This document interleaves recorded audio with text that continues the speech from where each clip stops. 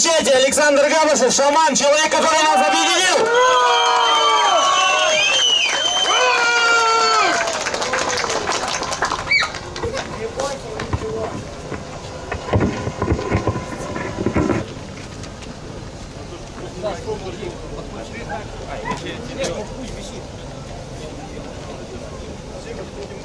Раз.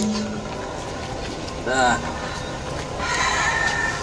Приветствую вас, свободные люди. Ура! Свобода! Честь человека! Приветствую вас, свободный народ. Ура! Свободный народ! Я принес вам законы Божии, по которым вы будете жить. Вся земля, планета будет жить 1000 лет в мире и благоденствии. Так слушайте же и внемлите. И повторяйте за моими жестами и словами. Это закон. Еще раз. Это закон. Еще раз. Это закон.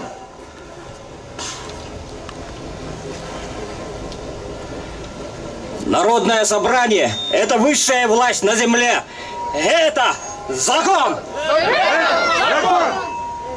Народное собрание России – это высшая власть в России. Это закон. Народное собрание Забайкальского края – это высшая власть в Забайкальском крае. Это закон. Народное собрание района – это высшая власть в районе. Это закон. Народное собрание города – это высшая власть в городе. Это закон. Народное собрание села – это высшая власть в селе. Это закон. Народное собрание имеет право защищать свою свободу силою народных дружин. Это закон. Решения и требования народного собрания имеют силу закона и подлежат исполнению всеми органами государственной власти. Это закон. Давайте, граждане, поактивнее, все! Это всех касается! Народное собрание – это экстренный вид власти народа, которое созывается, когда перестают работать для народа органы государственной власти и общественных институтов. Это закон! Народное собрание имеет право собираться в любое время дня и суток, в любое время года. Это закон! Когда в жизни общества все нормально, когда органы государственной власти функционируют нормально, народное собрание не будет собираться 10 лет, не будет собираться сотни лет, не будет собираться 1000 лет. Это закон!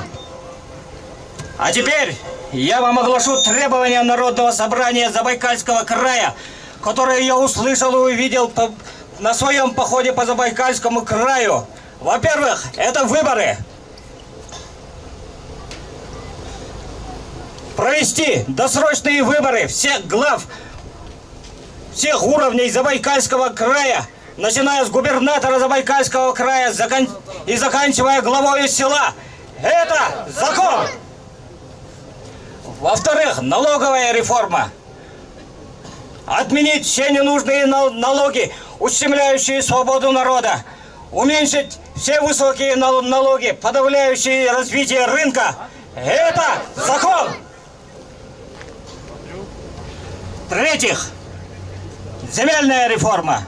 Это значит, все земли, относящиеся к городам и селам, отдать собственность городам и селам. Это закон. В-четвертых, дать свободу местному самоуправлению. Это значит, города и села отныне управляются независимо и самостоятельно. Это закон. И отныне Путин вам не указ. Живите свободно. Это закон. Я свободен, словно птица в небесах. Я